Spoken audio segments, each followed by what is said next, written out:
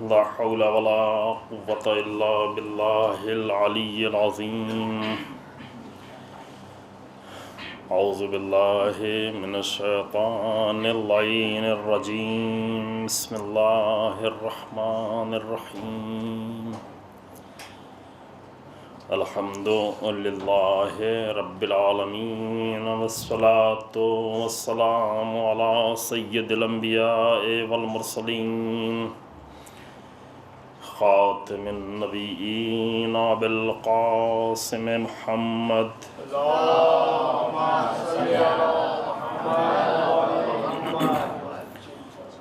ثم الصلاة والسلام على أهل بيته الأطيبين الأطهرين المعصومين المظلومين، الذين أذهب الله عنهم الرجس وطهرهم تطهيرا.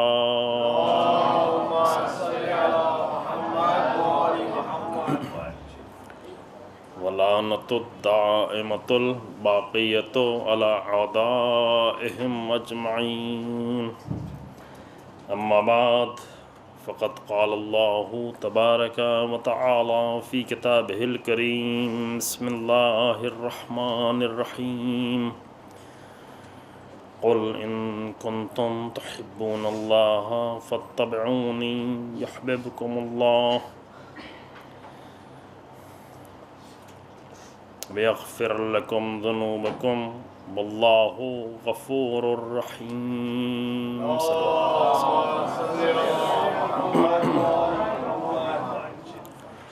سورہ آل عمران کی آیہ کریمہ ہے جس کے ذیل میں ہماری گفتگو ہو رہی ہے.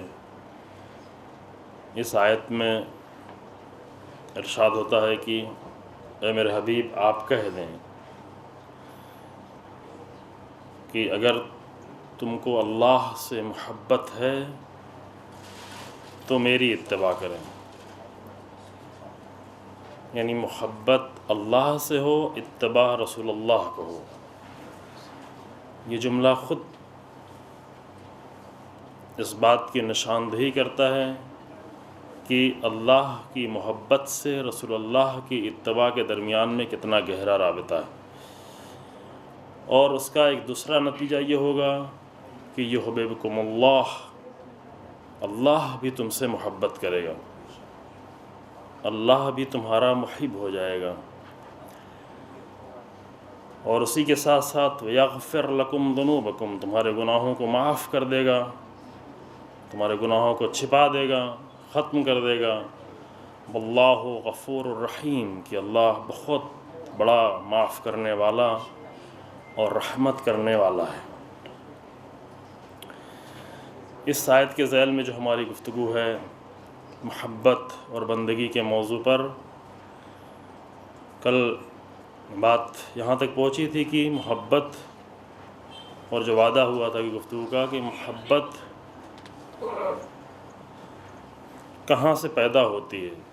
یہ تو طے ہو گیا کہ محبت عظیم ہے، محبت کی ضرورت ہے. محبت کے احساسات، محبت کے جذبات انسان کی زندگی کو بہت ہی خوبصورت، بہت ہی اچھا بنا دیتے ہیں. محبت کے بہت سارے اثرات ہیں کہ جس موضوع پر انشاءاللہ جلد ہی گفتگو کی جائے گی. محبت کے اثرات انسان کی زندگی پر کیا ہیں، کون سے اثرات پڑتے ہیں محبت کے، اور وہ محبت اگر وہی الہی اور پاکیزہ اور عظیم محبت ہو. لیکن پہلے یہ طے ہونا ہے کہ یہ محبت پیدا کہاں سے ہوتی ہے، یہ محبت کہاں سے آتی ہے. یہ محبت اگر نہ ہو تو کیسے پیدا کی جائے. اگر اس محبت میں کمی ہو، اگر محبت اپنے توازن پر نہ ہو، اگر محبت میں وہ جو پہلے عرض کیا کہ وہ توازن جو چاہیے ہے وہ اگر توازن موجود نہ ہو، توازن یعنی بیلنس، یعنی اپنی صحیح جگہ پر ہونا. کہ عدل کی ایک تعریف یہ کی جاتی ہے کہ ہر شے کو اپنی جگہ پر رکھا جائے. عدل یہ ہے کہ ہر شے اپنی جگہ پر ہو. عدل کا تقاضا یہ ہے کہ محبتیں بھی اپنی جگہ پر ہوں. ایسا نہ ہو کہ معمولی محبتیں عظیم محبتوں پر غالب آ جائیں.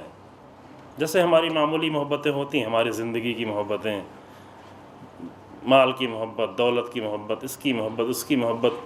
قرآن میں یہ آیت ہم بعد میں پڑھنے والے تھے، اگر ابھی ہمارے سامنے آ جاتی ہے تو قرآن نے باقاعدہ طور پر اس کا اشارہ بھی کیا ہے کہ جب انسان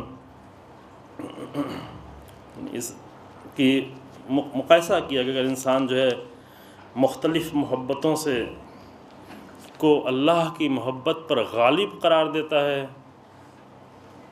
کیونکہ یہ نہیں کہہ سکتے، انسان انکار نہیں کر سکتا کہ کسی چیز سے محبت نہ کرے، انسان زندگی کے مسائل سے محبت نہ کرے. نہیں، زندگی کرنی ہے تو زندگی کے مسائل سے محبت بھی انسان کو کرنی ہے، لیکن طے یہ کرنا ہے کہ کس محبت کو غلبہ حاصل ہے انسان کی زندگی میں، کون سی محبت انسان کی زندگی میں غالب ہے، اور پھر اس محبت کے اپنے اثرات آنا شروع ہوتے ہیں. سوال یہاں پر یہ ہے کہ یہ محبت پیدا کہاں سے ہوتی ہے، کیسے محبت پیدا ہوتی ہے.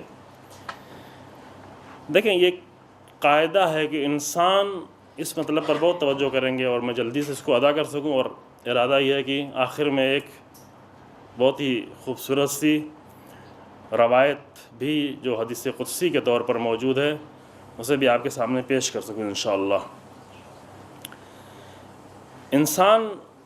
محبت انسان کو کسی فرد سے محبت نہیں ہوتی، ذات سے محبت نہیں ہوتی، افراد سے محبت نہیں ہوتی، بلکہ محبت کی وجہ یہ ہے کہ انسان کے اندر، انسان جس چیز سے محبت کرتا ہے وہ کمالات ہیں، وہ فضیلتیں ہیں.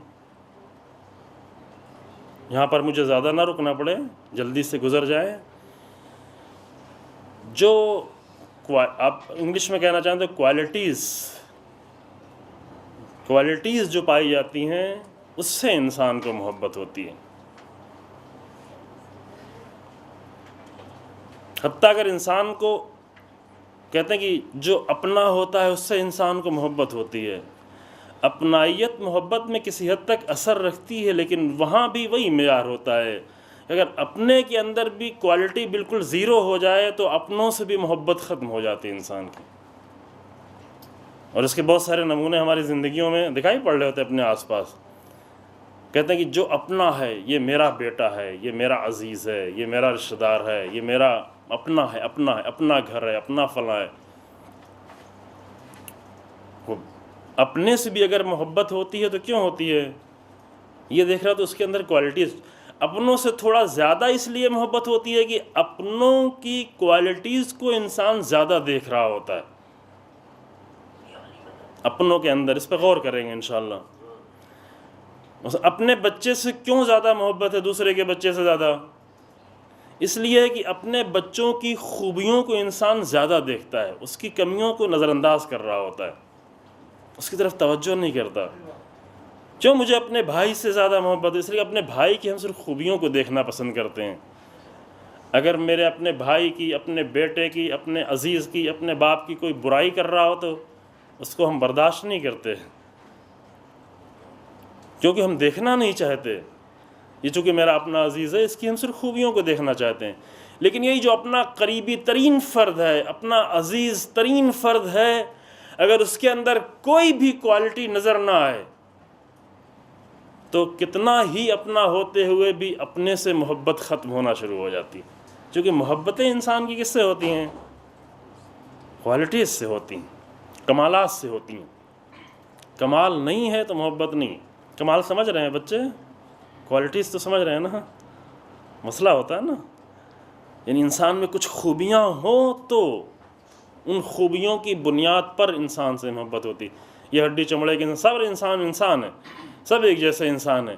کیوں ایک سے محبت ہے ایک سے نہیں ہے؟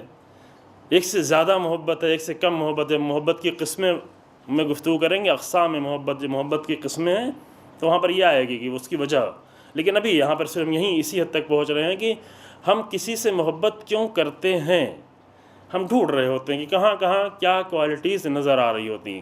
لہٰذا ایک کے اندر ہمیں کوالٹیز نظر آ رہی ہوتی ہیں، دور سے دیکھتے ہیں محبت ہو رہی ہوتی ہے، جب وہ قریب آتا ہے دیکھتے ہیں اس کے اندر کوالٹیز نہیں ہوتی، خوبیاں نہیں ہوتی ہیں، بلکہ اس کے برعکس ہوتا ہے.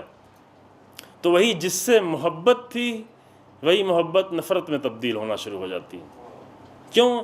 اس لیے کہ ہم نے گوشت پوشت کے انسان سے تو محبت نہیں کی تھی، ہم نے اس کے اندر موجود کوالٹیز سے محبت کی تھی.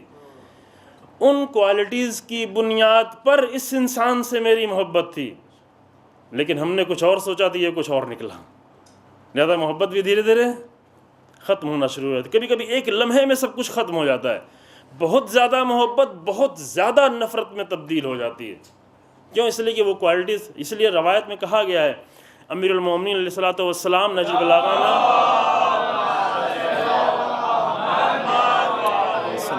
بہت ہی خوبصورت، یہ بہت ہی خوبصورت واقعاً بہت ہی عظیم حکمتیں ہیں. فرماتے ہیں کہ اگر تم سے لوگوں کو کچھ توقع ہو تو ان کی توقع پر اترنے کی کوشش کرو. ایسا نہ ہو کہ وہ تم سے کچھ اور چاہ رہے تھے، لیکن چاہنے سے مراد یہ مادی چیزیں نہیں. تو ایک انسان کے بارے میں ہم تصور کچھ اور بنا کے رکھے تھے تو اس کا تصور ٹوٹنے نہ پائے. اگر اچھا تصور کسی نے قائم کیا تمہارے بارے میں، اگر اپنے لیے کچھ نہیں کر سکتے دوسروں کے لیے کرو، کم سے کم دوسروں کا تصور نہ ٹوٹنے پائے. اس کا بھرم جو ہے تمہارے بارے میں وہ ٹوٹنے نہیں پائے، چونکہ انسان اسی سے محبت کرتا ہے.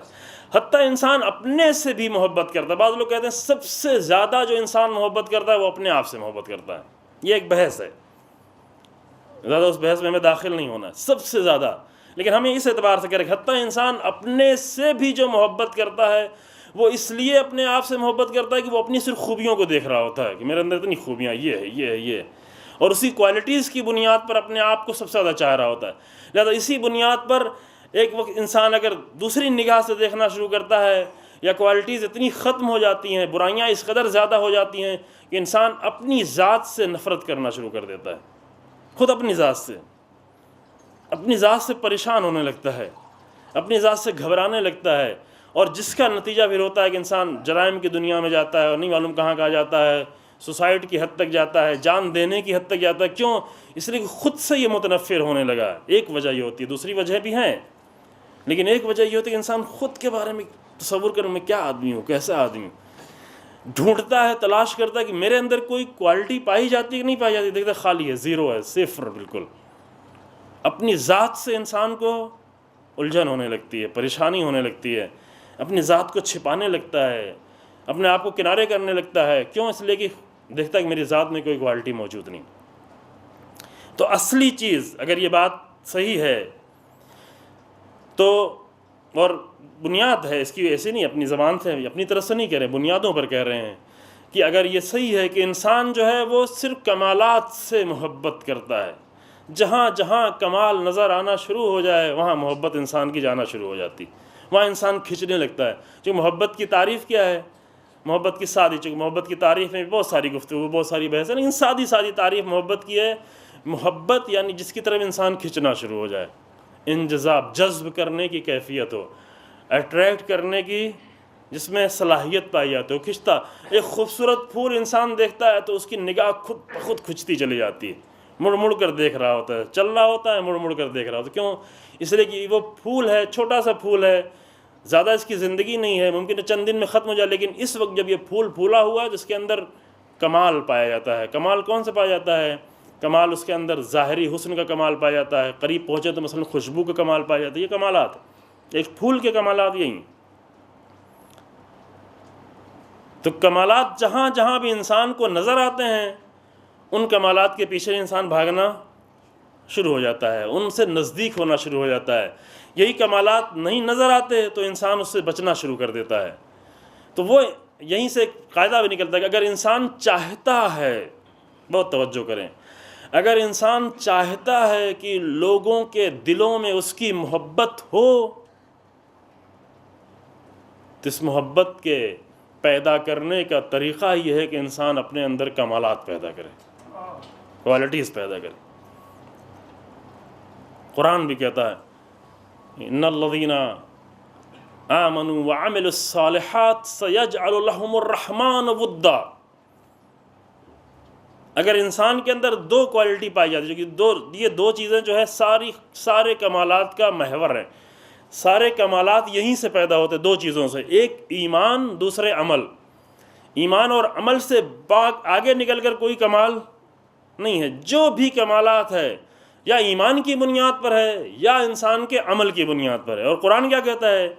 قرآن کہتا ہے کہ ان الذین آمنوا وعملوا الصالحات، یہ دو چیزیں انسان میں پیدا ہوتی چلی گئیں تو سیجعل لهم الرحمن ودا، تو اللہ کی ذات جو رحمان ہے وہ لوگوں کے دلوں میں اس کی مودت ڈال دے گا، محبت ڈال دے گا۔ یہ قاعدہ ہے قرآن کا، قرآن کے قواعد، قانون میں سے یہ قانون ہی ہے۔ قرآن کے بہت سارے قانون ہیں۔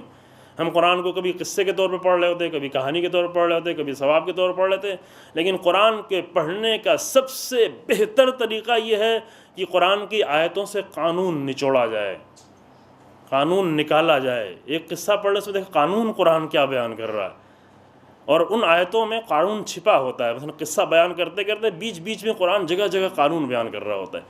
اگر یہ ہنر سیکھ لیا انسان نے، قرآن سے قانون نکالنا، قرآن سے اصول نکالنا، قرآن سے پرنسپلز نکالنا اگر انسان نے سیکھ لیا تو گیا اسے قرآن پڑھنے کا ہنر آ گیا۔ جب تک یہ نہیں کیا ہے وہ سب کچھ کر ڈالے، کتنا ہی اچھی قرات کرے، کتنا ہی اچھی آواز سے پڑھے، کتنا ہی زیادہ پڑھے، زیادہ سے زیادہ قرآن پڑھے، لیکن ابھی قرآن اچھا ہے، یہ سب کچھ کر رہا ہے، وہ سب بھی اچھا ہے، لیکن ابھی اس نے قرآن پڑھنا نہیں سیکھا ہے۔ قرآن پڑھنے کا ہنر اسے آ گیا کہ جو قرآن کے درمیان سے اپنی زندگی کے اصول کو نکال سکے، خود نہ نکال سکے تو دوسروں سے نکلوائے ہے، نکلوا کر لکھے، اپنے ذہن میں لکھے، کاغذ پہ لکھے، پوری ایک فہرست بنائے کہ قرآن کے اصول کیا کیا ہیں۔ کبھی توفیق ہو، البتہ اس کے لیے بہت زیادہ گفتگو کی ضرورت ہے۔ قرآن میں زندگی کے اصول، یہ تو کہا ہے قرآن کتاب زندگی، وہ کتاب زندگی کہاں سے، کیسے سمجھ میں آئے، کہاں ہے وہ کتاب زندگی؟ وہ اصول نکالنا پڑتے ہیں۔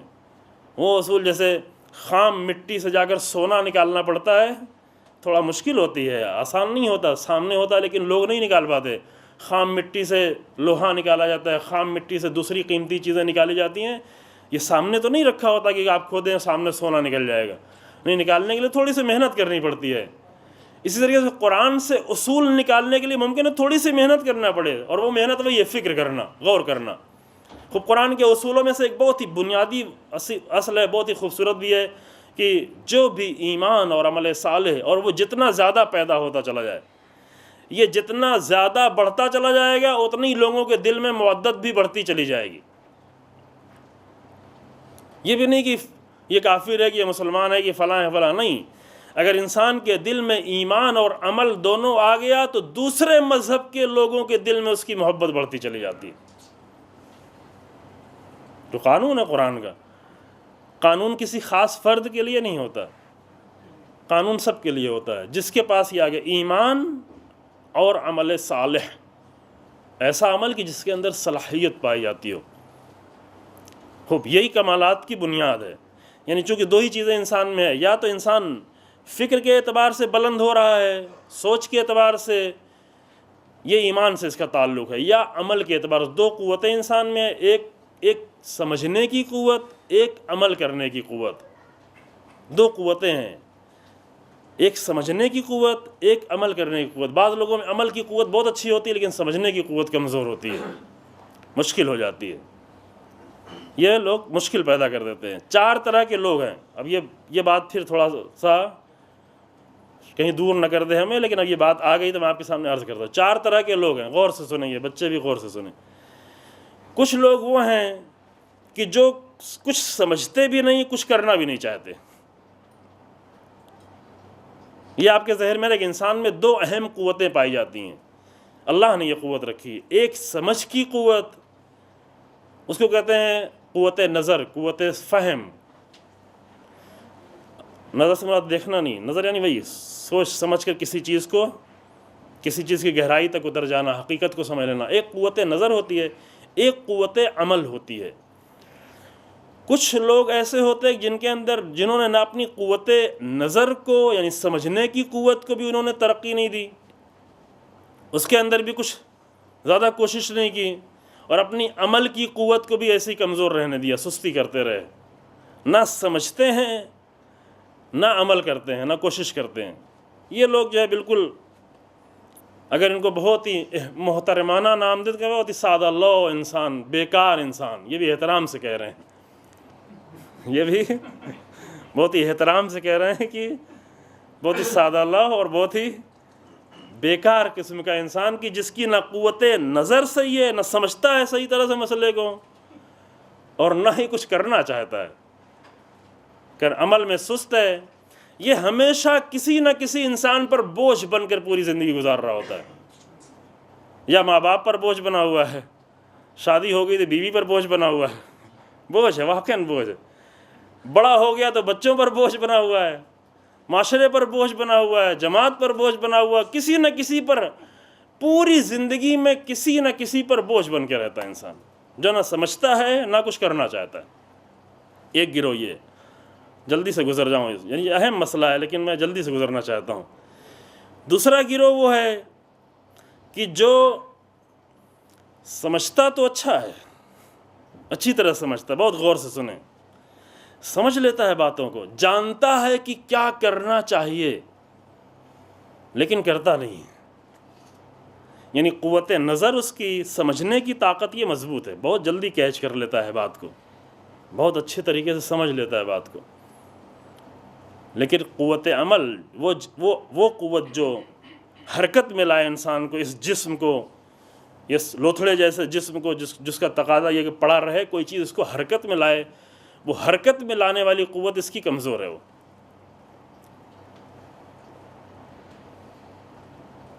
وہ نہیں، حرکت میں لانے نہیں پاتی، سمجھ رہا ہے سب کچھ، بہت اچھی طرح باتیں کرے تو اتنی اچھی باتیں کرے گا کہ پوری دنیا اس کی نگاہوں کے سامنے ہے، سب چیز کو سمجھتا ہے، سب حقیقتوں کو سمجھتا ہے، صحیح سمجھتا ہے، غلط بھی نہیں سمجھتا، صحیح سمجھتا ہے، اچھے طریقے سے سمجھتا ہے، لیکن جب عمل کرنے کی باری آتی ہے تو سست ہو جاتا ہے، قوت عمل کمزور پڑ جاتی ہے۔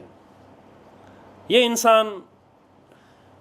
اس انسان کو دین کی اصطلاح میں کہتے ہیں عالم بلا عمل، سنا ہے نا یہ لفظ، اللہم اعوذ بک من علم لا ينفع، اے میرے اللہ، رسول اللہ یہ دعا کر رہے ہیں، پناہ مانگ، اے میرے اللہ ایسے علم سے ہم پناہ مانگتے ہیں کہ جو عمل تک نہ پہنچائے انسان کو، جو فائدہ مند نہ ہو، یعنی ایسا علم کہ جو انسان کو عمل تک نہ لے جائے، اس سے پناہ مانگتے ہیں، کیونکہ یہ عالم بلا عمل ہو جاتا ہے۔ عالم بلا عمل جب اللہ سے کہا جائے تو آپ کا ذہن فوراً جو ہے حوضے کی طرف نہیں جائے گا، حوضے میں جو لوگ امامہ لگا کے نکلتے ہیں وہ عالم بلا عمل، وہ تو ہیں، وہ تو ہم سب کو اعتراف ہے، ان سب میں ہم گرفتار ہیں ہم سب، لیکن عالم سے مراد صرف امامہ لگانے والا یا حوضے میں پڑھا ہوا انسان نہیں ہے، جس کو بھی جس چیز کا علم ہو جائے وہ اس کا عالم ہے، یعنی جانتا ہے، جو بھی کوئی چیز جان گیا وہ اس کا عالم ہے، چاہے اس نے ایک لفظ بھی کتاب کا نہ پڑھا ہو، ایک دن بھی کالج یا اسکول یا حوضے میں نہیں گیا، یہ عالم ہو گیا ہے۔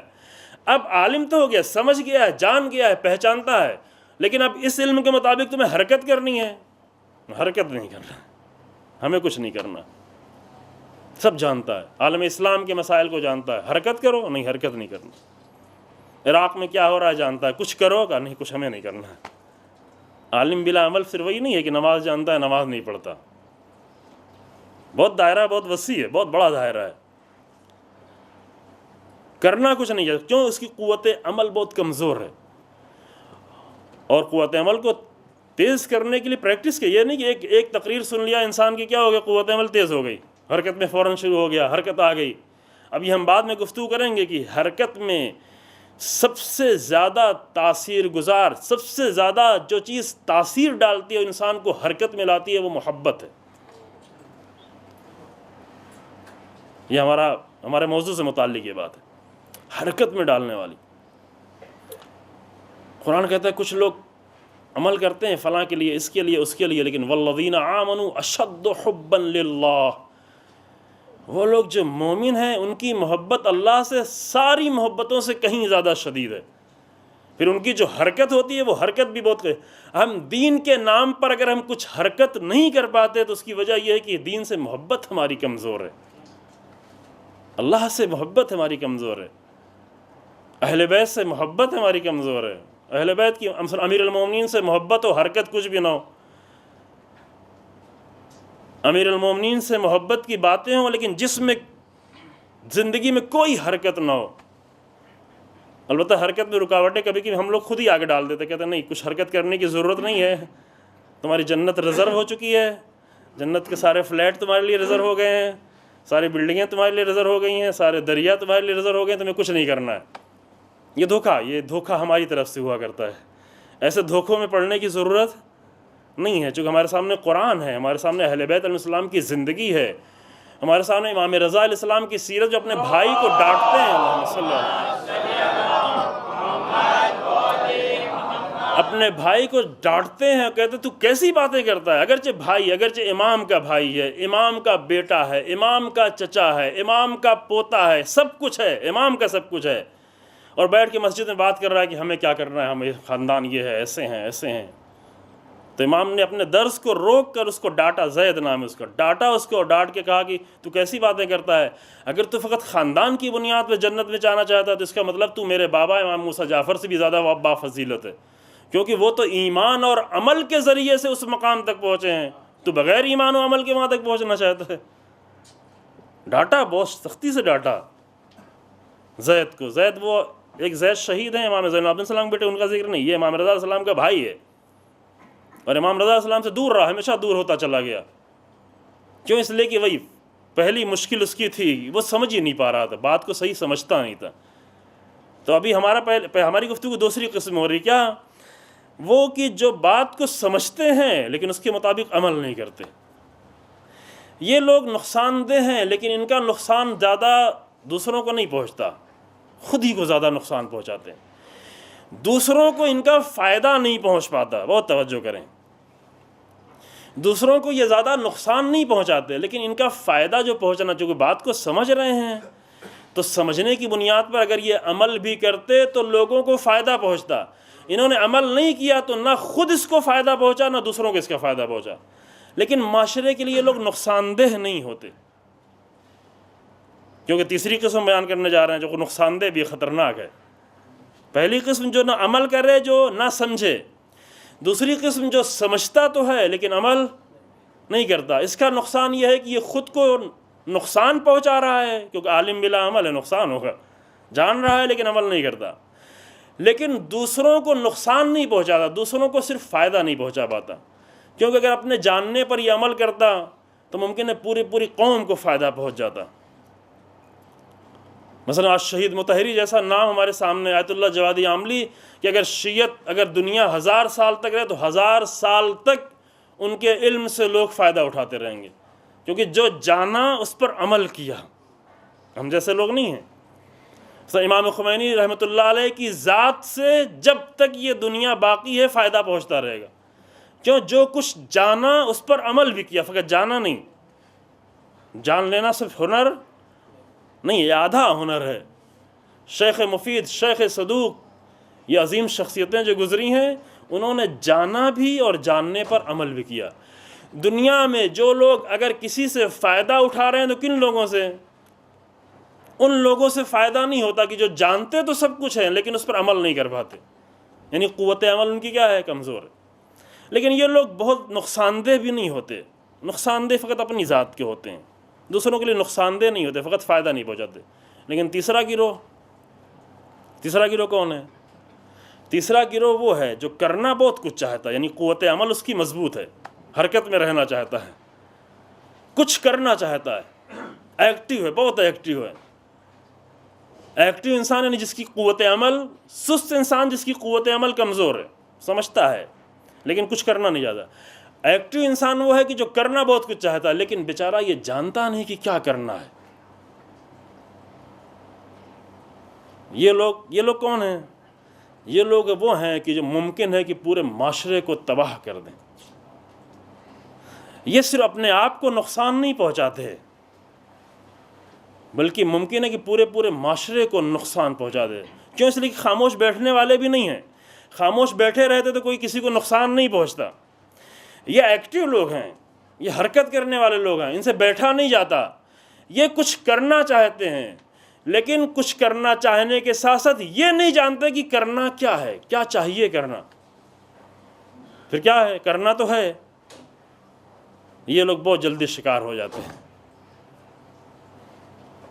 ان کے ہاتھ پیر زبان سوچ فکر یہ شیطان کی ہاتھ پیر بھی بننے کو تیار ہو جاتے۔ جو کرنا ہے شیطان ایسے لوگوں کی تلاش میں رہتا ہے، ڈھونڈ رہا ہوتا ہے کہاں ایسے لوگ ملے جو ایکٹیو لوگ ہوں، جو کچھ کرنا چاہتے ہوں لیکن بغیر سمجھے ہوئے کرنا چاہتے ہوں۔ یہ ہم اپنے اندر کی بات کر رہے ہیں۔ ایسے ہی لوگ آ کر دین میں مشکلات پیدا کرتے ہیں، کرنا چاہتے ہیں لیکن کیا کرنا نہیں معلوم، جاننا بھی نہیں چاہتے۔ اگر کوئی اگر بتانا چاہے کہ تمہیں کیا کرنا ہے، جاننا بھی نہیں چاہتے وہ سمجھتے ہیں چونکہ بہت زیادہ ایکٹیو ہوتے ہیں، بہت زیادہ کام کر رہے ہوتے ہیں، تو یہ سمجھتے ہیں چونکہ ہم ایکٹیو ہیں، ہم کرنے والے، بس ہم ہی سب کچھ جاننے والے بھی ہیں، جانتے نہیں۔ یہاں مشکل پیدا ہونا شروع ہوتی ہے۔ یہاں ممکن ہے آ کر نیا فرقہ بنا دیں، چونکہ ایکٹیو لوگ ہیں، نیا مذہب بنا دیں، نئے کام کرنا شروع کر دیں۔ یہ خطرناک لوگ ہو جاتے ہیں۔ ممکن ہے خلوص سے کر رہے ہوں، خلوص میں کوئی شک نہ ہو، واقعاً خلوص سے کر رہے ہوں، کیونکہ دنیا میں دین کے نام پر جتنے بھی کام کیے جاتے ہیں وہ خلوص سے کیے جاتے ہیں۔ یہ نہیں کہ صرف اسلام میں، صرف شیعت میں نہیں، کسی بھی مذہب میں جائیں لوگ دین کے نام پہ جو کر رہے ہوتے ہیں وہ بڑے خلوص سے کر رہے ہوتے ہیں، شاید ہم سے بھی زیادہ خلوص سے کر رہے ہوتے ہیں۔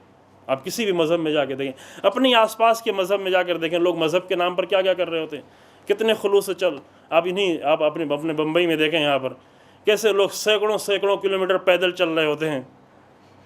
کس کے لیے جا رہے ہوتے ہیں نہیں معلوم، کس کے لیے جا رہے ہیں، حرکت کر رہے ہیں، چل رہے ہیں، ایکٹیو ہیں، قوت عمل تیز ہے، سست نہیں ہوئے۔ یہ نہیں کہ اتنی دور چلیں گے تھک جائیں گے، پیر میں چھالے پڑیں گے، بیمار ہوں گے، زخمی ہوں گے، یہ ہوگا وہ ہوگا، بیٹھو اپنے گھر میں بیٹھو، نہیں، ایکٹیو ہیں، کرنا ہے، کچھ نہ کچھ کرنا ہے، لیکن کہاں جانا ہے یہ نہیں معلوم، کہاں جانا ہے۔ یہ اپنے مذہب میں آتے ہیں، وہ بھی کرنا ہے، دین کے نام پہ کرنا ہے، یہ کرنا ہے، وہ کرنا ہے، پڑھانا ہے، لکھانا ہے، یہ کرنا ہے، لیکن کیا پڑھانا ہے یہ نہیں معلوم، کیا پڑھانا ہے، کتنا پڑھانا ہے، صحیح پڑھانا ہے، غلط پڑھانا ہے، کہاں لے جانا ہے، بچوں کو کہاں لے جانا ہے، جوانوں کو کہاں لے جانا ہے، یہ مشکل بنی ہوئی۔ یہ ایکٹیو ہیں لیکن خطرناک ہیں۔ وہ لوگ جو جانتے ہیں لیکن عمل نہیں کرتے وہ بھی خطرناک ہیں، لیکن وہ صرف اپنے لیے خطرناک ہیں۔ لیکن وہ لوگ جو عمل کرتے ہیں لیکن جانتے نہیں کہ کیا کرنا ہے، وہ پورے معاشرے کے لیے خطرناک ہو جاتے ہیں۔ یہ 3 گروہ ہو گیا۔ ایک گروہ ہے وہ مطلوبہ گروہ، پسندیدہ گروہ ہے، کون؟ جو جانتا بھی ہے کہ کیا کرنا ہے، اور جاننے کے ساتھ ساتھ جو جانتا ہے اسی پر عمل بھی کرنا شروع کر دیتا ہے۔ ایسے لوگوں کی ضرورت ہے۔ ایسے لوگوں کو امیر المومنین تلاش کر رہے ہیں، نہج البلاغہ میں حسرت کر رہے ہیں ایسے لوگوں کے بارے میں، کہاں ہیں میرے ایسے بھائی؟ جگہ جگہ نہج البلاغہ میں ایسے لوگوں کی آرزو کی ہے امیر المومنین نے، اقسام کے بعض جگہوں پہ اقسام بیان کیے، تھوڑا دوسرے انداز سے بیان کیا ہے، لیکن امام نے بتایا کہ ایسے لوگ کہ بعض لوگ بڑے ہوشیار ہوتے ہیں لیکن عمل کی قوت کمزور ہے، ایسے لوگ ہمیں نہیں چاہیے، لا ہذا ولا ہذا، نہ یہ چاہیے نہ وہ چاہیے، نہ وہ چاہیے جو بہت کچھ کرنا چاہتا ہے لیکن احمق ہے، سمجھتے ہی نہیں بات کو کیا کرنا چاہیے۔ آج کی دعا میں ایک جملہ ہے نا، وَبَعِدْنِي فِيهِ مِنَ الصَّفَاحَةِ وَالتَّمْوِيحِ، اے میرے اللہ آج کے دن، آج تیسری رمضان کی دعاؤں میں سے، اب یہ دعائیں کتنی معتبر ہیں کتنی معتبر نہیں وہ الگ مسئلہ ہے، لیکن بہرحال دعا ہے، اچھی دعا ہے، بہت ساری اس میں، یہ بہت اچھی دعا ہے کہ اللہم ارزقنی فیہ من الذہن والتنبیہ، پروردگارہ آج کے دن مجھے تو شعور اور ذہن اور عقل عطا کر، کہ سمجھے کہ ہمیں کیا کرنا ہے، واقعاً جانے کہ ہم کیا کرنا چاہتے ہیں زندگی میں، اپنی زندگی میں کیا کرنا چاہتے ہیں، دین کے نام پہ کیا، اپنی زندگی میں کچھ کرنا ہے چلو چل جائے، تھوڑا نقصان ہو جائے یہی صحیح، لیکن دین کے نام پہ کیا کرنا چاہتے ہیں، ذہن ہو، شعور ہو، تاکہ سمجھیں کہ واقعاً کیا کرنا ہے۔ وَبَعِدْنِي فِيهِ مِنَ الصَّفَاحَةِ وَالتَّمْوِيحِ، اور اے میرے اللہ آج کے دن، آج تیسری رمضان، آج کے دن پروردگارہ مجھے حماقت سے اور غفلت سے، فریب کھانے سے، فریب دینے سے تو مجھے بچا ہے میرے اللہ۔ میں نہ فریب نہیں کھا رہا ہوں، فریب کھائے ہوئے لوگ واقعاً بہت سارے لوگ، ایسے لوگوں کے عمل کو دیکھ کے فریب، ارے کتنا اچھا عمل کرنے والا ہے یہ انسان، کتنا حرکت میں ہے، کتنا ایکٹیو ہے، لیکن یہ نہیں دیکھا کہ کیا کر رہا ہے، فریب کھا جاتے ہیں۔ یہ تیسرا گروہ ہے۔ چوتھا گروہ کون ہے؟ چوتھا گروہ وہی پسندیدہ گروہ ہے، جو سمجھتا بھی ہے اور سمجھ کے مطابق عمل بھی کرتا ہے۔ اب یہاں پر ہم اپنی گفتگو سے اور پھر نزدیک ہوں کہ محبت کیا کرتی ہے۔ محبت دونوں قوتیں پیدا کرتی ہے، حرکت بھی پیدا کرتی ہے، اور صحیح محبت ہے تو شعور بھی پیدا کرتی ہے۔ انگیزہ جس کو کہتے ہیں انسان کو حرکت میں لانا. ایک انسان جو ہے کیوں اٹھ کر یہاں سے چلا جاتا ہے ہزاروں کلومیٹر کا سفر کر کے زیارت کرنے کے لیے؟ محبت کی وجہ سے چلا جاتا ہے. محبت نے اس کے اندر یہ حرکت پیدا کی ہے, نہیں ٹھہرا جاتا, دل چاہتا ہے چلا جائے. ایک مرتبہ گیا اور دل چاہتا ہے چلا جائے. پہلی مرتبہ جا رہا تھا شاید اتنا نہیں سمجھا تھا, لیکن جب قریب سے جا کے دیکھ لیا تو اور زیادہ شوق بڑھتا چلا جاتا ہے, اور زیادہ محبت بڑھتی جاتی ہے. حرم الہی میں پہلی مرتبہ جا رہا تھا, ایک واجب ادا کرنے کے لیے جا رہا, لیکن جب واجب ادا کر کے آ گیا تو اس کا دل نہیں مانتا, دل چاہتا ہے کیسے پھر جانا نصیب ہو جائے. محبت ہوتی ہے, محبت انسان میں حرکت پیدا کرتی ہے. محبت انسان کو, جس کی محبت, اپنے بچوں کی محبت ہے, گھر والوں کی محبت انسان کو حرکت میں لاتا ہے. کیوں بیٹھے رہیں, کیوں بیکار بیٹھے رہیں, گھر کی ضرورتوں کو پورا کریں. یہ چھوٹی محبتیں انسان کی پھر بڑی محبتیں ہو جائیں. جو قرآن کہتا ہے والذین آمنوا اشد حبا للہ, وہ لوگ جو مومن ہیں ان کی حرکت بہت شدید ہے, وہ بہت تیز حرکت کر رہے ہوتے ہیں, وہ بہت زیادہ ایکٹیو ہوتے ہیں. کیوں؟ اس لیے کہ وہ اللہ کے لیے حرکت کر رہے ہوتے ہیں. اگر ہم اللہ کے لیے کم کر پاتے ہیں, چونکہ ہماری مشکل ابھی ہے کہ محبت میں ابھی ادھر مشکل تھی, قرآن کے اعتبار سے محبت ہے مشکل. اگر ہم دیکھتے ہیں کہ دشمن اتنی کوشش کر رہا ہے, اتنی کوشش کر رہا ہے, اور ادھر ہماری طرف سے کمیاں ہیں, تو اس کی وجہ یہ کہ ہم محبت میں ابھی کم ہیں. مثلا ہم حزب اللہ کے جوانوں کو جا کر دیکھتے ہیں تو کیوں اس قدر حرکت کر رہے ہوتے ہیں, کیوں اتنا ایکٹیو ہوں, کیوں اتنی کوشش کر رہے ہوتے ہیں. وہ دنیا کی کوئی نعمت لینے کے لیے نہیں کوشش کر رہے ہوتے ہیں. دنیا کی نعمت لینی ہوتی, دنیا کی نعمتیں حاصل کر کر کے وہ لٹا رہے ہوتے ہیں. کیوں؟ اس لیے کہ قرآن یہ کہتا ہے والذین آمنوا اشد حبا للہ. اللہ کی محبت جب شدید ہو گئی ہے تو ان کا عمل دوسروں کے عمل سے کہیں زیادہ آگے بڑھتا چلا جائے گا. ہم جب اپنے عمل کو دیکھتے ہیں تو دشمن کے عمل کے سامنے بہت کمزور نظر آتے ہیں. دشمن کی اسٹریٹجی, دشمن کی کوششیں, دشمن کی پلاننگ, اس کے سامنے ہم اپنے آپ کو بہت ہی کمزور دیکھ رہے ہوتے ہیں. لیکن جب حزب اللہ کے عمل کو دشمن دیکھتا ہے تو وہ اپنے آپ کو کمزور سمجھنے لگتا ہے. کیوں کمزور سمجھتا ہے؟ کیونکہ وہ جو کچھ بھی کر رہا تھا اپنے باطل مقصد کے لیے, اس کو حرکت میں لانے والی چیز تھی خراب کرنا, فساد کرنا. لیکن اگر اللہ والے حرکت کر رہے ہیں تو صرف اللہ کے لیے کر رہے ہوتے ہیں, ظاہر ان کی حرکت تیز ہوگی. یہ قرآن کہتا ہے, یہ ہم نہیں. والذین آمنوا اشد حبا للہ. تم کس پر آ کر رکے ہوئے؟ یہی آیت قرآن کے ہم پڑھنے والے تھے. ومن الذین آمنوا, کچھ لوگوں کے لیے قرآن کہتا ہے ومن الناس من یتخذ من دون اللہ اندادا. کچھ لوگ ایسے ہیں کہ جنہوں نے اللہ کے سوا دوسروں کو اپنا معبود بنا رکھا ہے. اس کے سامنے معبود سے مراد یہ نہیں سجدہ کرنا, یعنی اسی کو سب کچھ سمجھ رہے, اسی کے لیے حرکت کر رہے ہوتے ہیں, اسی کے لیے زندگی جی رہے, اسی کے بارے میں سوچ رہے ہوتے ہیں, اسی کے بارے میں فکر کر رہے ہوتے ہیں, اسی کو خوش کرنا چاہتے ہیں, اللہ کے سوا کسی اور کو. اور قرآن کہتا ہے یحبونہم کحب اللہ. وہ ان سے اتنی محبت کرنے لگتے جیسے اللہ سے ان کو محبت کرنا چاہیے تھی. یحبونہم کحب اللہ, غیر خدا سے اس طرح سے محبت کرتے ہیں کہ جیسے ان کو اللہ سے محبت کرنا چاہیے تھی. اللہ سے محبت کی طریقے. یہ آیتیں مہجور ہیں, کہتے ہیں قرآن, یہ آیتیں ترجمے کی حد تک بھی ابھی ہم نہیں وہاں تک پہنچ پائے. بہت ہی خوبصورت آیتیں ہیں. یہ غیر خدا کو اپنا محبوب بنا کر ان سے اس طرح سے محبت کرتے ہیں جیسے اللہ سے محبت کی جائے. لیکن اللہ کہتا ہے مجھے کوئی اس کی پریشانی نہیں ہے, مجھے اس کی کوئی پرواہ نہیں ہے, ذرہ برابر بھی پرواہ نہیں. کیوں؟ اس لیے کہ اللہ کہتا ہے اس کے فوراً بعد والذین آمنوا اشد حبا للہ, کیونکہ ہمارے لیے کچھ ایسے بندے ہیں کہ جو اللہ سے ان سب سے بھی زیادہ شدید محبت کرنے والے ہیں. وہ اگر صرف 72 ہو جائیں تو اللہ کے لیے کافی, کیونکہ اشد حبا للہ. وہ آئے تھے عمر سعد کے لشکر میں مال کی محبت میں, دولت کی محبت میں, سپہ سالاری کی محبت میں, اپنے مقام کی محبت میں, نہیں معلوم کن کن محبتوں میں, اور اتنا زیادہ محبت کر رہے تھے جیسے اللہ سے محبت کرنا چاہیے تھی. لیکن اللہ کہہ رہے مجھے ان کی کوئی پرواہ نہیں ہے. ٹھیک ہے یہ محبتیں کریں, میرے لیے صرف 72 لوگ ایسے ہوں کہ جن کو کہیں اشد حبا للہ, وہ اللہ سے محبت کرنا جانتے ہیں. بس ٹھیک ہے ہمارے لیے.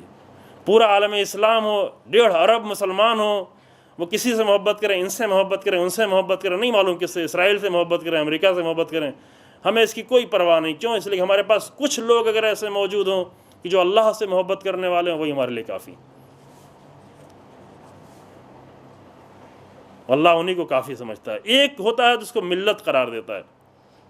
ابراہیم ایک تھے اللہ نے ابراہیم کو پوری قوم قرار دیا، پوری قوم ہے ابراہیم، اکیلے ہیں لیکن پوری قوم ہے، 16 سال کا جوان ہے لیکن اللہ کے نزدیک پوری قوم ہے، اللہ کے نزدیک پوری دنیا سے بڑھ کر ہے۔ چونکہ ابراہیم کی آپ محبت ہے، ابراہیم کی محبت کے نمونے پیش کریں گے بعد میں جب فرصت ہوگی انشاءاللہ، کیسی محبت ہے۔ تو محبت میں اصلی نقطہ عزیزو کیا ہے؟ کمال ڈھونڈے انسان، دو کام کرنا ہے انسان کو، بہت توجہ کریں۔ اگر اپنی محبت کرانا ہے دوسروں سے تو اپنے اندر کمال پیدا کرے، اور اگر کسی سے محبت کرنا ہے تو کس سے محبت کرے؟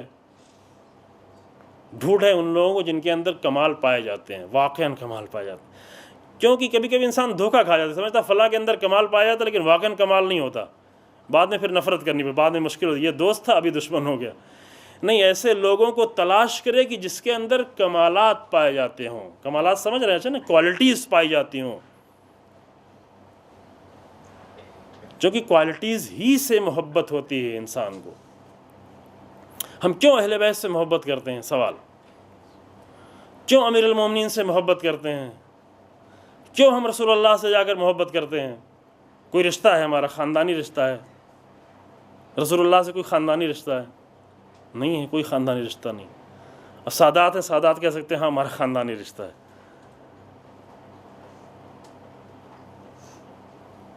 لیکن کیوں محبت کرتے ہیں؟ اس لیے محبت کرتے ہیں کہ اتنی کوالٹیز پائی جاتی ہیں ان کے اندر کہ محبت نہ کیا جائے تو کیا کیا جائے؟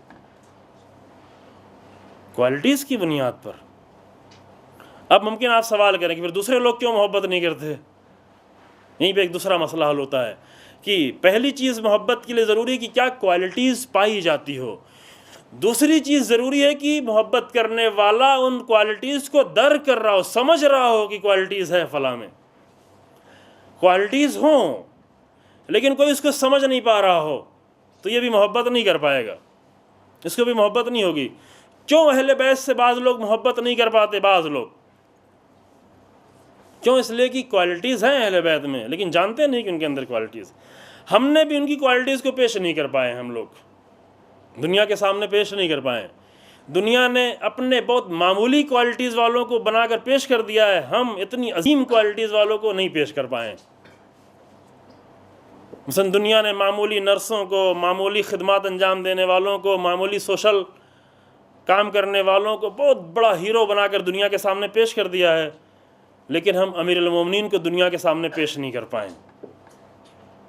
ہم رسول اللہ کو دنیا کے سامنے صحیح طرح سے پیش نہیں کر پائے، ہم حسین ابن علی کو نہیں پیش کر پائے، ہم جناب زینب سلام اللہ علیہ کو نہیں پیش کر پائے۔ اتنی کوالٹیز جن کے اندر پائی جاتی۔ تو دو چیزیں ہیں، پس ایک پہلے یہ کہ کوالٹیز ہوں، دوسرے کہ اس کوالٹیز کو درک کرتا ہو۔ محبت بغیر درک کیے نہیں ہوتی۔ یوسف میں اتنی کوالٹیز پائی جاتی ہیں جناب یوسف میں، لیکن یوسف کے بھائی وہیں سامنے موجود ہیں لیکن وہ محبت نہیں کر رہے ہیں۔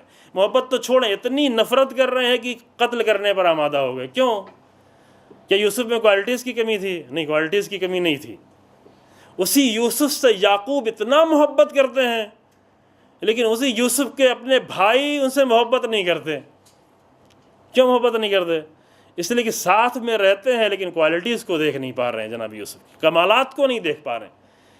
یوسف میں جو کمالات پائے جاتے ہیں ان کمالات کو نہیں دیکھ پا رہے ہیں، ہم بھی نہیں دیکھ پا رہے ہیں یوسف کے اندر کتنے کمالات پائے جاتے ہیں۔ زلیخا بھی یوسف سے اتنی محبت کرتی تھی لیکن یوسف کے تمام کمالات کو نہیں دیکھ پا رہی تھی، اسی لیے دھوکے میں پڑ گئی۔ بس دوسری چیز کیا ہے؟ کمالات کو دیکھے۔ ایک تیسری چیز بھی ضروری ہے کہ انسان جو محبت کرنے جا رہا، بہت توجہ کریں، وہ کمالات کو کمالات سمجھ رہا ہو، کہیں دھوکے میں نہ ہو کہ جو چیز کمال نہ ہو اس کو کمال سمجھنے لگے۔ ایک چور انسان جا کے چور سے محبت کر کے، یہ چور کے اندر کتنی کوالٹی پائی جاتی ہے چوری کرنے کی، کرتا ہے نا۔ یعنی ایک عالم کے شاگرد اتنا وفادار نہیں ہوتے جتنا ایک ڈاکو کے شاگرد اس کے وفادار ہوتے ہیں، چونکہ اس کی کوالٹی پر پورا بھروسہ کرتے ہیں، بہت زیادہ کوالٹی پائی جاتی ہوتے ہیں، واقعاً ہوتے ہیں۔ کیوں ہوتے ہیں؟ چونکہ اس کو سمجھتے یہی کوالٹی ہے۔ تو پہلے یہ کہ انسان کوالٹی کو دیکھے، دوسری یہ کہ کس چیز کو کوالٹی سمجھ رہا ہے، کس کو کمال سمجھ رہا ہے۔ پتھروں میں کوئی کمال جا کر ڈھونڈنا شروع کر دیتا ہے، یعنی اللہ کے کمالات کو چھوڑ کر انسان پتھروں میں جا کے کمال ڈھونڈتا ہے۔ کیوں؟ اس لیے کہ کوالٹیز نہیں سمجھنا چاہا ہے انسان نے، کوالٹیز کو کوالٹیز نہیں سمجھتا، کمالات کو یہ کمالات نہیں سمجھ پا رہا ہے، کسی غیر کمال کو کمال سمجھنا شروع کر دیا انسان نے۔ توجہ فرمائی آپ نے؟ یوسف کے بھائی، ان کی دو مشکل تھی۔ ایک مشکل یہ تھی کہ وہ، بلکہ تینوں مشکل تھی ان کے سامنے۔ جناب یوسف میں کمالات تھے، لیکن وہ جناب یوسف کے کمالات کو دیکھ نہیں پا رہے تھے۔ کون سی چیز رکاوٹ بنی تھی؟ حسد ان کا رکاوٹ بن گیا تھا۔ اب یہ الگ بحث ہے، اس بحث میں ہم نہیں پڑھنا چاہتے کہ کمالات کو نہ دیکھنے کی وجہیں کیا کیا ہیں، کیوں کوئی اہل بیت کے کمال کو نہیں دیکھ پا رہا ہے۔ ابھی کچھ رکاوٹیں ہم بنے ہوئے ہیں کیونکہ ہم پیش نہیں کر پا رہے ہیں، کچھ رکاوٹیں انسان میں خود ہیں، غلط پروپیگنڈے، غلط تلقینیں۔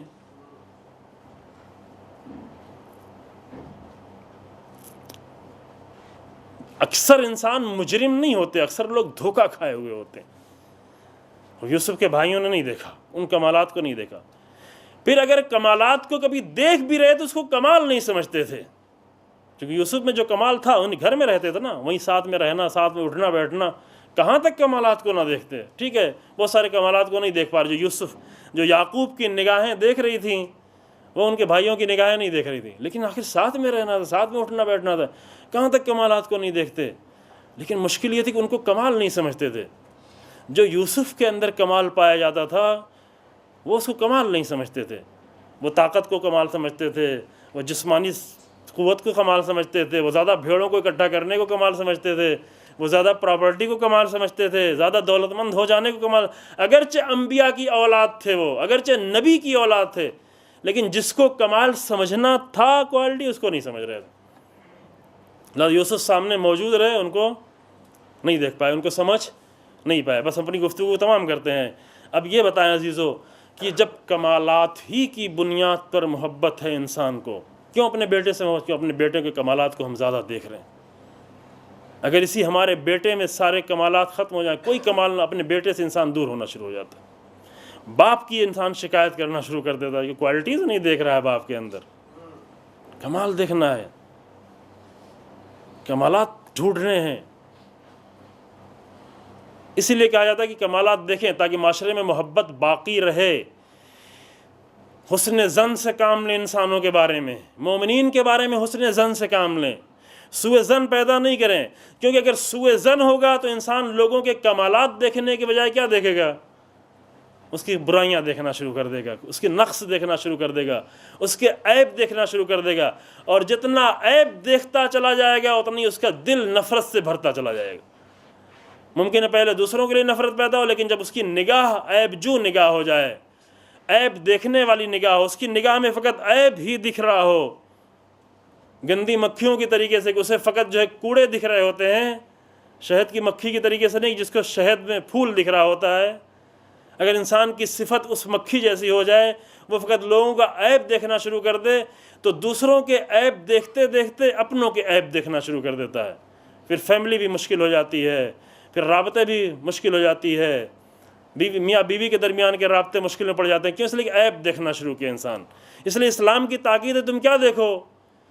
تمہارا کام یہ ہے کہ مومنین کے درمیان میں عیب نہیں ڈھونڈو، خوبیاں دیکھو، کیونکہ جب کوالٹیز دیکھو گے تو مومنین سے محبت ہوگی، عیب دیکھو گے تو محبت نفرت میں تبدیل ہونا چاہیے۔ یہ بہت ہی اچھا، بہت ہی اہم نقطہ ہے اسلام کا، سوشل اعتبار سے، انسان کی زندگی کے سوشل لائف میں۔ انسان کیا دیکھے؟ لوگوں کے عیب ڈھونڈنا۔ اگر کوئی آ کر عیب بیان بھی کر رہا ہے تو اسلام نے تاکید کی اس کو ٹالو، کہ شاید تم نے غلط دیکھا ہو، شاید یہ وجہ رہی ہو، شاید وہ ہزار بہانے ڈھونڈ کے لائے اپنے مومن بھائی کے لیے کہ شاید تم نے غلط دیکھا، شاید تم نے غلط سمجھا، شاید تمہیں غلط بیان کیا گیا، شاید وہ کسی مجبوری کی وجہ سے کیا ہو،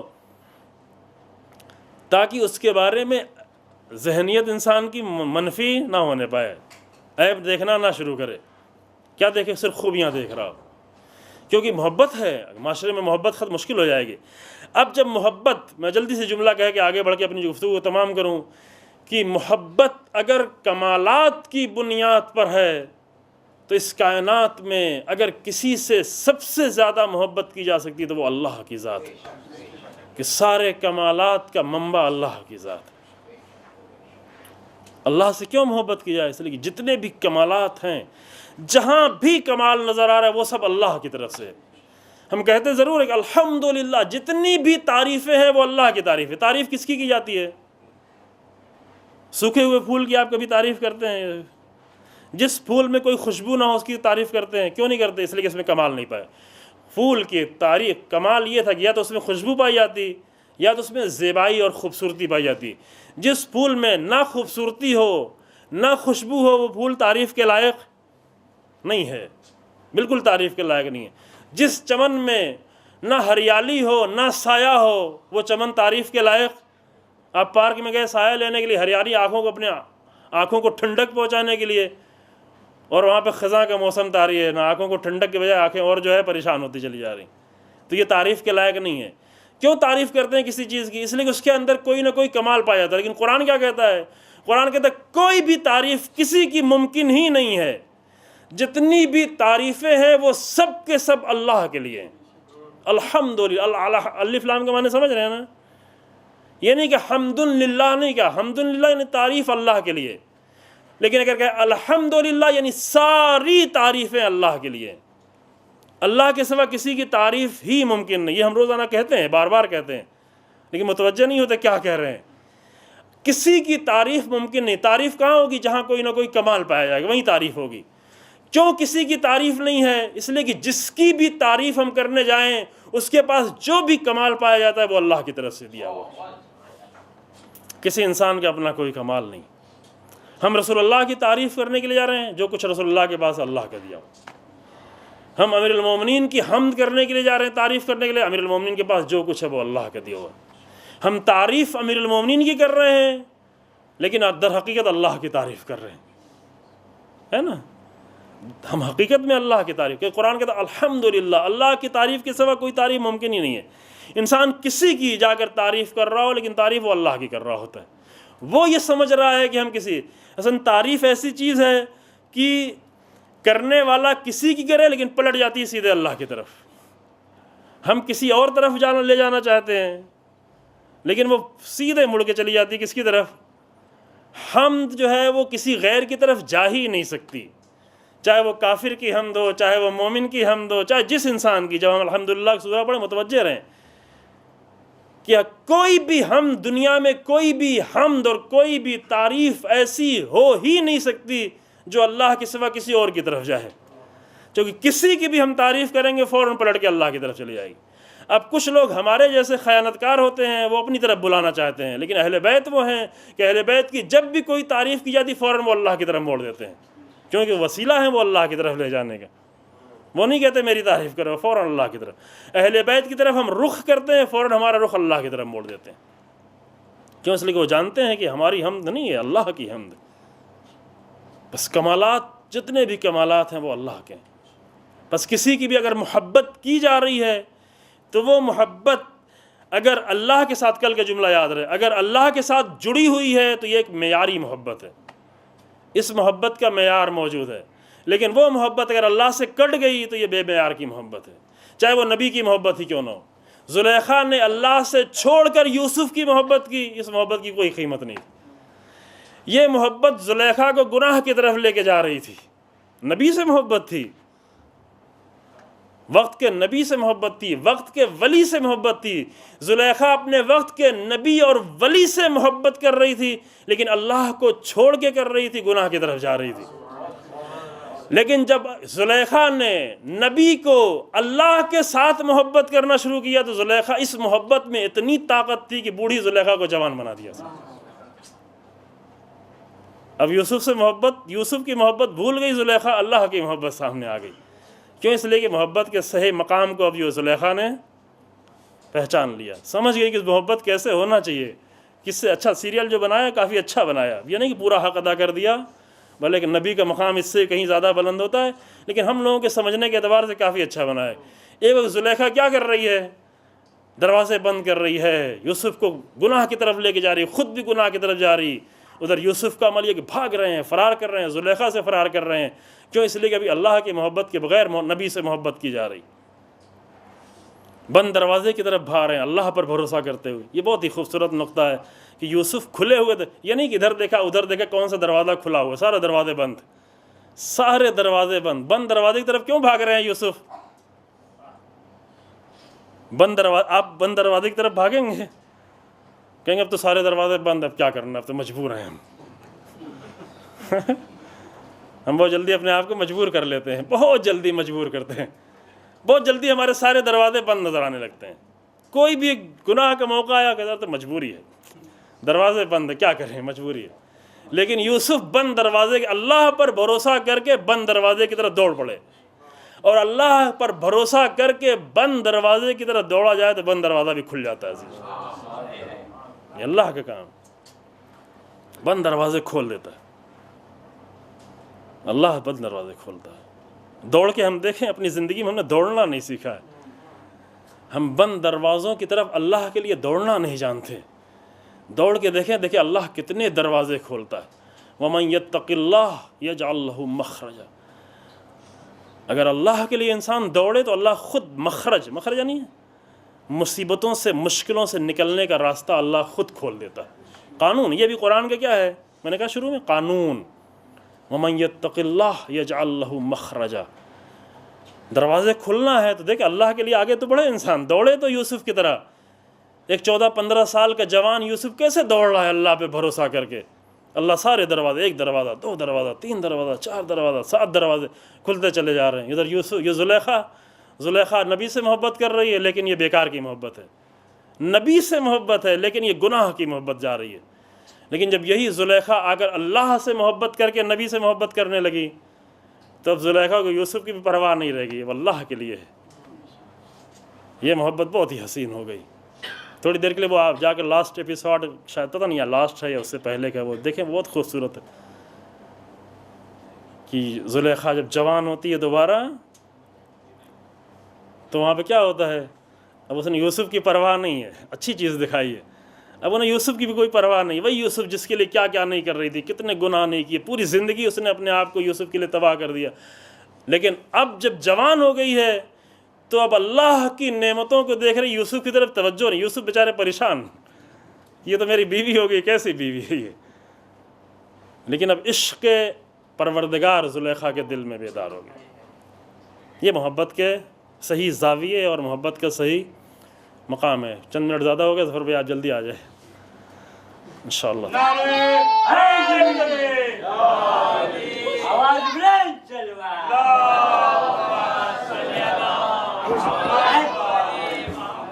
معذرت کے ساتھ وہ روایت میں نہیں پیش کر پایا، کل انشاءاللہ کوشش کریں گے پہلے ہی روایت پیش کریں، پہلے پیش کر دیں گے تاکہ چونکہ وہ زیادہ حسین، زیادہ خوبصورت ہے انشاءاللہ.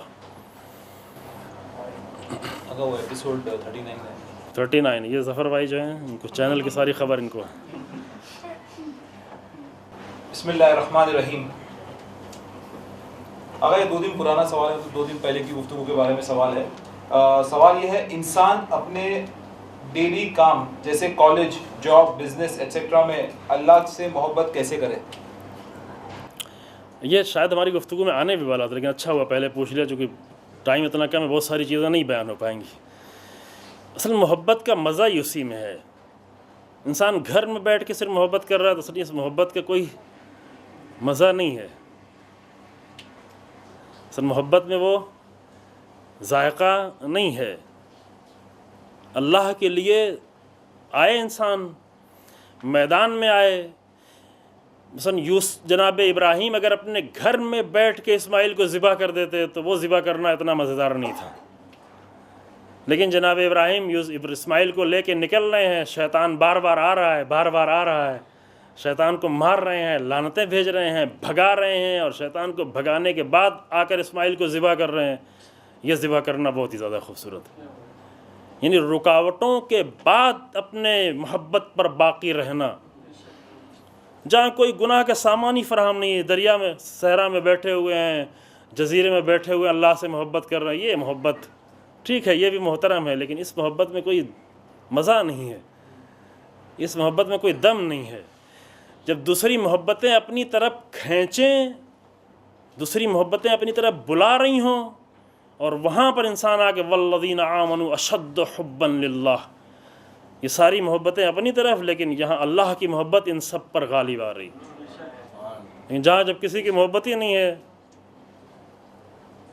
تو یہ اہم ہے. یعنی انسان زندگی میں جا کر اللہ کی محبت کے اثرات بھی زیادہ دیکھتے ہیں. اس پہ ہم بعد میں اور تو گفتگو کریں گے انشاءاللہ، چونکہ ہم اگر چھیڑیں گے تو زیادہ لمبی گفتگو ہے، لیکن اتنا کافی ہے کہ اصل زندگی میں صحیح توحید اور صحیح محبت جو ہے وہیں آتی ہے کہ جب لا الہ کہہ سکے انسان تو الا اللہ کہے. بہت سارے الہ اسے اپنی طرف کھینچ رہے ہوں، ان سب سے اپنے رشتے کو توڑ کر اللہ کی طرف آ جائے. ورنہ اگر رشتہ توڑے بغیر کہے اللہ اللہ تو یہ صوفیوں والا اللہ ہوگا، یہ امیر المومنین والا اللہ نہیں ہوگا، یہ رسول اللہ والا اللہ نہیں ہوگا. ماشاء اللہ محمد جزاک اللہ. جیتے رہو بیٹا. آپ نے فکر کے بارے میں کہا تو فکر کس بات پر کرے یا کرنا چاہیے؟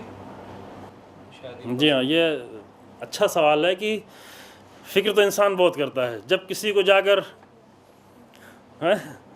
انسان بہت فکر تو کرتا ہی. کوئی انسان ایسا نہیں کہ فکر سے بغیر ہو، ہر وقت فکر کرتا رہتا ہے. ہر وقت کوئی نہ کوئی انسان کے ذہن فکر سے کبھی خالی نہیں ہوتا. نماز میں بھی آتا تو فکر ہی کرتا رہتا ہے، بہت زیادہ فکر کرتا رہتا ہے. پھر بعد میں پوچھتا ہے کیا کریں، بہت زیادہ فکر ہو رہی ہے نماز میں. لیکن اہم یہ ہے کہ کس چیز کے بارے میں فکر کرے انسان.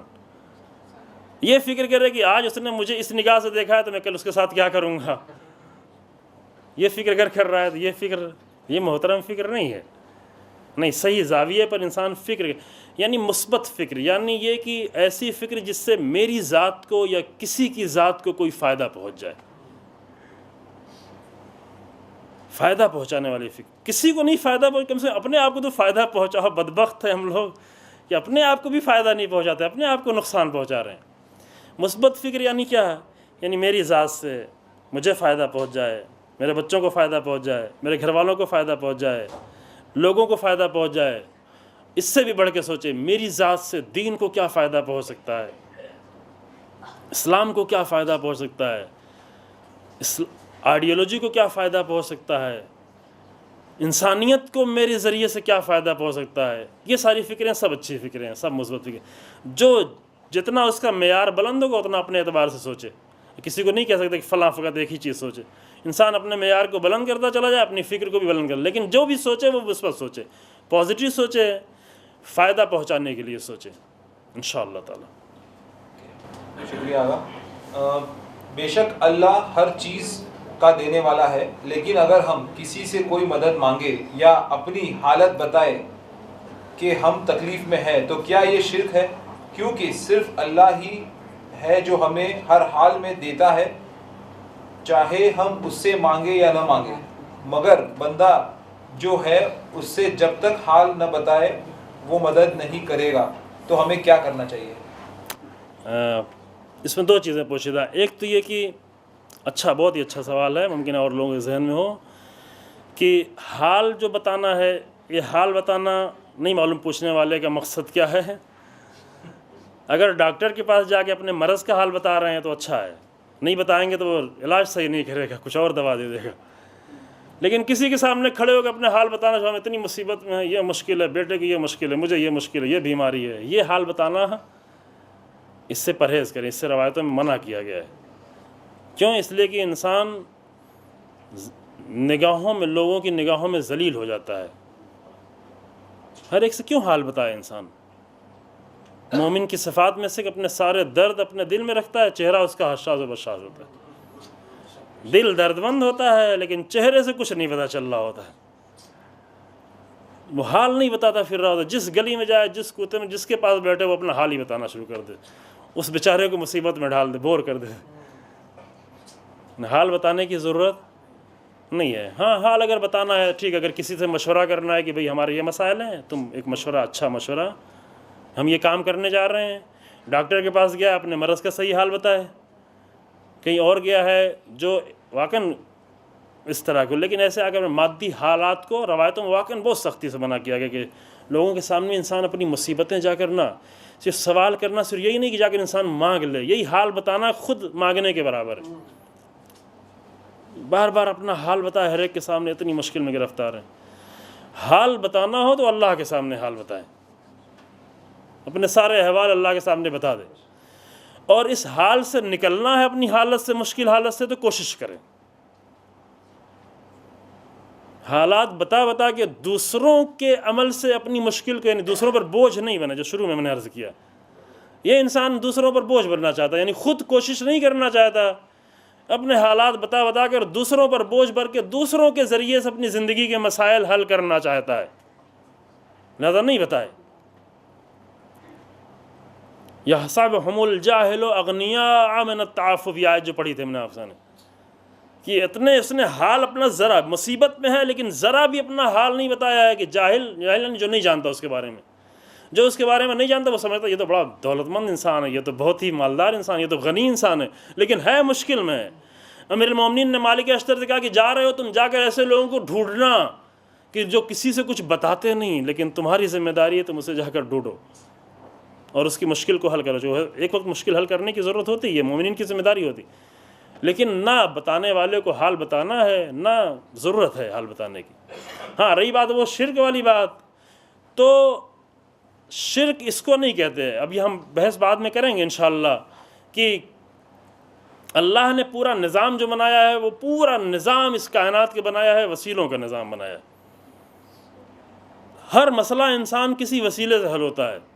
پیاس لگی ہے تو پانی چاہیے انسان کو، یہ نہیں کہ پیاس لگی اللہ میری پیاس کو اندر سے بجھا دے، چونکہ میں توحید کا قائل ہوں، تو اللہ ہے، تو کر سکتا ہے، تو بس مجھے پیاس لگی ہے، اندر کچھ ایسا کرے کہ میری پیاس ختم ہو جائے۔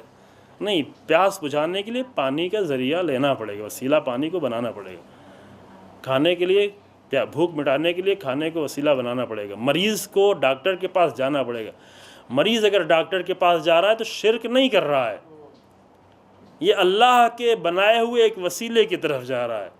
مریض اگر دوا کھا رہا ہے تو شرک نہیں کر رہا ہے کہ اللہ علاج نہیں کرتا، دوا میرا علاج کرے گی، نہیں، یہ اللہ کے بنائے ہوئے ایک وسیلے کو استعمال کر رہا ہے۔ میں یہ پہلے واقعہ بیان کر چاہوں کہ جناب موسیٰ مریض ہو گئے، کہا کہ اللہ ہی میرا علاج کرے گا۔ موسیٰ پڑے رہے ایسے مریض، کئی دن تک پڑے رہے، بعد میں فرشتہ آیا، کہا کہ موسیٰ ایسے تمہارا علاج اللہ نہیں کرے گا، تمہیں اگر علاج کرانا ہے تو طبیب کے پاس، اگرچہ تم نبی ہو، اولو العزم نبی ہو، لیکن اولو العزم نبی ہوتے ہوئے اللہ کے بنائے ہوئے وسیلے کی طرف تم کو جانا ہے۔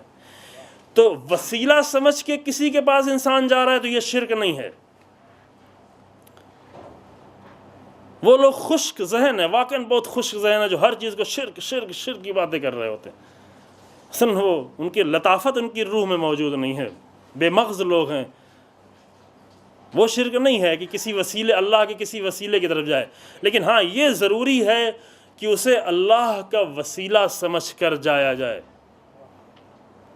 یہ نہیں سمجھ کے جائے کہ اللہ کچھ کر سکے یا نہ کر سکے، ڈاکٹر تو مجھے بچا لے گا، یہ شرک ہو گیا۔ پہلے اللہ کے پاس گیا، اللہ نے کچھ نہیں کیا، اللہ نے تو کچھ نہیں کیا لیکن یہ ڈاکٹر نے کر دیا، یہ شرک ہے۔ شرک کیا ہے کہ جب کسی کے پاس جائے انسان لیکن اس کو مستقل سمجھ کے جائے کہ یہ سب کچھ ہمارا کرنے والا ہے، اللہ سے اس کا کوئی رابطہ نہیں ہے۔ لیکن ہمیں اہل بیت علیہ السلام نے سکھایا ہے کہ ہمارے پاس آئیں تو اللہ کا وسیلہ ہیں، اللہ کا وسیلہ سمجھ کے جائیں تو یہ عین توحید ہے، یہ خالص توحید ہے۔ لیکن اللہ کو چھوڑ کر حتیٰ نبی اور امام کے پاس بھی جائیں تو یہی شرک ہو جائے گا، اللہ کو چھوڑ کر۔ توجہ ہو رہا ہے، بہت ہی اہم نقطہ اور باریک نقطہ ہے۔ اگر اللہ کو بھول کر، اللہ کو چھوڑ کر، اللہ سے لا تعلق ہو کر حتیٰ نبی اور امام کے پاس بھی اگر جا رہے ہیں تو یہ شرک ہے۔ لیکن اللہ کے ساتھ اگر ایک طبیب کے پاس بھی جا رہے ہیں، ایک دوا بھی کھا رہے ہیں تو یہ شرک نہیں ہے، کیونکہ اللہ نے ان کو وسیلہ بنایا ہے۔ اللہ نے چھوٹی چھوٹی چیزوں کی اس طرح وسیلہ بنایا ہے، اسے اللہ نے اہل بیت کو بڑا وسیلہ بنایا ہے، رسول اللہ کو عظیم وسیلہ بنایا ہے۔ تو یہ راز یہ ہمیشہ ذہن میں رہے کہ شرک کیا ہوتا ہے، توحید کیا ہوتی ہے۔ وہی عمل انسان کا بہت بڑا شرک بن سکتا ہے، وہی عمل انسان کا خالص توحید بن سکتی ہے، فقط دیکھنا انسان کس نیت سے جا رہا ہے، اللہ کا وسیلہ سمجھ کے جا رہا ہے یا اللہ کو چھوڑ کے جا رہا ہے۔ اللہ کو چھوڑ کے جا رہا ہے تو مشرک ہے، اللہ کی لیے جا رہا ہے تو یہ انسان جو ہے توحید پہ عمل کر رہا ہے۔ شکریہ آقا۔ آج کا آخری سوال، جی ہاں، ٹائم بھی ختم ہو رہا ہے۔ آپ نے فرمایا برزخ میں صرف ہم اور ہمارے اعمال رہیں گے، تو ایسے کیوں کہا جاتا ہے کہ قبر میں مولا علی علیہ السلام آئیں گے اور جب فرشتے سوال کریں گے تو وہ کہیں گے اسے جانے دو، یہ ہمارا چاہنے والا ہے۔ قبر کا تو ایک پہلا مرحلہ ہوتا ہے، پہلے مرحلے میں گھبرایا ہوا بیچارہ ابھی اس ایک دنیا سے دوسری دنیا میں آیا ہے، گھبرائے ہوئے انسان کو ایک سہارے کی ضرورت ہے۔ پہلا سہارا آ کر مل جائے گا، پہلے سہارا وہاں قبر میں مل جائے گا، لیکن برزخ ایک لمبی منزل ہے۔ برزخ میں پاک ہونا اس انسان کو، اصل برزخ کا فلسفہ ہے، برزخ میں انسان کو پاک ہونا ہے۔ اگر امام کہیں کہ نہیں میں تمہیں ڈائریکٹ لے کے چلتا ہوں برزخ سے گزار کے، یعنی امام اس کو اسی حالت میں لے کے چلے جائیں گے، چونکہ اگر ایک سونے کو خالص کرنا ہے تو سونا کو خالص کرنے کے لیے پگھلانا اس کا ضروری ہے۔ جب تک اسے پگھلائیں گے نہیں خالص نہیں ہوگا۔ آپ کہیں کہ یہ سونا جو ہے مٹی سے نکال کے آپ فلاں بہت بڑی جگہ پہ پہنچا دیا تو وہ خود بخود خالص ہو جائے گا، نہیں، خود بخود خالص نہیں ہوگا۔ یہ قانون ہے کہ سونے کو خالص کرنے کے لیے پگھلانا پڑے گا۔ اب اگر ایک انسان اس زندگی میں اپنے آپ کو وہ پاک نہیں کر پایا ہے تو اسے برزخ میں پاک ہونا ہے۔ امام یہ ظلم نہیں کرنا چاہیں گے کہ اس کو بغیر پاک ہوئے لے جائیں تاکہ وہ جہنم میں اس کو جلنا پڑے، نہیں، اس کو اس منزل سے گزرنا ہے۔ اور اسی لیے امام کہتے ہیں کہ برزخ میں تم ہے اور تمہارے اعمال ہے، برزخ میں میرا انتظار نہیں کرنا۔ برزخ میں جیسے اچھے اعمال لے کے جائے گا، ایک انسان پوری طریقے سے یہاں سے پاک ہو کے گیا تو برزخ میں اس کو کوئی مشکل پیش نہیں آئے گی، برزخ بھی اس کی جنت جیسی ہو جائے گی۔ لیکن اگر پاک ہو کر نہیں گیا ہے تو برزخ میں گزرنا پڑے گا۔